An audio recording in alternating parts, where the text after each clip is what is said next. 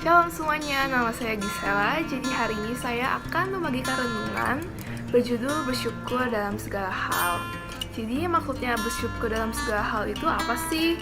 Jadi maksudnya itu kita harus bersyukur dalam segala situasi, seperti situasi duka maupun suka.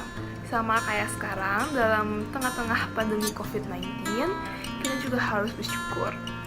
Jadi untuk memulai renungan ini, saya akan membacakan ayat Alkitab dari 1 Timotius 1 ayat 12 yang berisi, aku bersyukur kepada Dia yang menguatkan aku, yaitu Kristus Yesus Tuhan kita, karena Ia menganggap aku setia dan mempercayakan pelayanan ini kepadaku.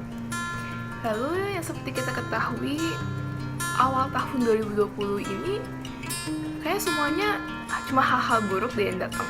Kayak contohnya, pada hari pertama tahun 2020, saya ingat sekali pas saya bangun tidur itu sedang hujan deras dan depan rumah saya banjir.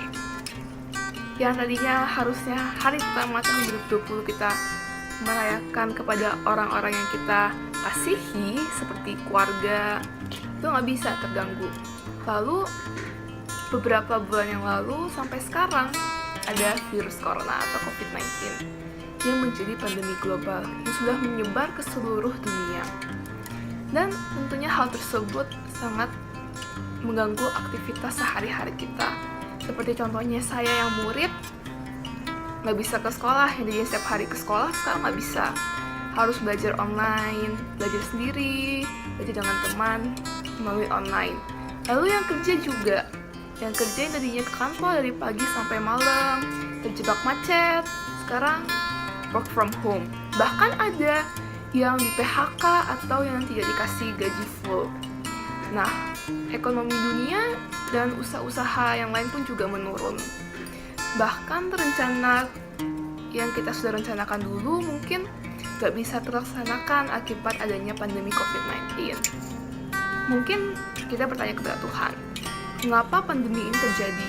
Mengapa hanya hal-hal yang buruk ini terjadi? Mungkin banyak orang yang marah atau kecewa kepada Tuhan. Tetapi seharusnya kita menganggap ini sebagai kesempatan untuk menjadi lebih percaya dan lebih dekat dengan Tuhan. Nah, walaupun keadaan sedang tidak baik, kita haruslah bersyukur. Kita harus bersyukur bahwa kita masih diberi nafas kehidupan, kita masih bisa makan, kita masih bisa belajar dari rumah, kita masih bisa bersyukur bahwa ada orang lain, itu tenaga medis, yang merelakan nyawanya untuk membantu orang-orang di sana yang di luar sana yang terkena COVID-19. Lalu, kalau kita nggak bersyukur, otomatis pikiran kita itu akan selalu memikirkan tentang hal-hal negatif. Nah, jadi kita harus bersyukur agar kita hanya memikirkan hal-hal yang positif saja, dan hal tersebut memberikan kita ketenangan. Lalu cara untuk bersyukur itu ada banyak banget. Kayak dari yang paling gampang, kita dapat berdoa kepada Tuhan bahwa kita sangat bersyukur kita masih dalam keadaan yang baik.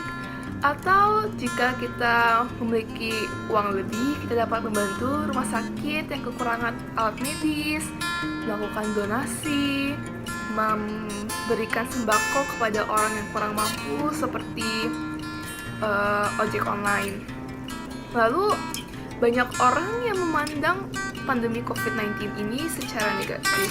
Tetapi kita sebagai orang percaya harus percaya bahwa semua rencana Tuhan termasuk pandemi COVID-19 ini adalah hal yang baik. Kita harus percaya bahwa semua rencana Tuhan pasti ada maksudnya, itu maksud baik.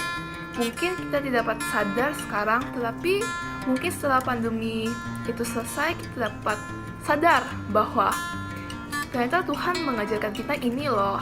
Kayak seperti contohnya, mengajarkan kita untuk membagi, memberikan donasi, dan mendekatkan kita kepada Tuhan lebih dekat lagi. Jadi, hal tersebut saja yang saya ingin sampaikan. Semoga kita semua dalam keadaan sehat selalu, dan semoga pandemi ini cepat selesai. Tuhan berkati.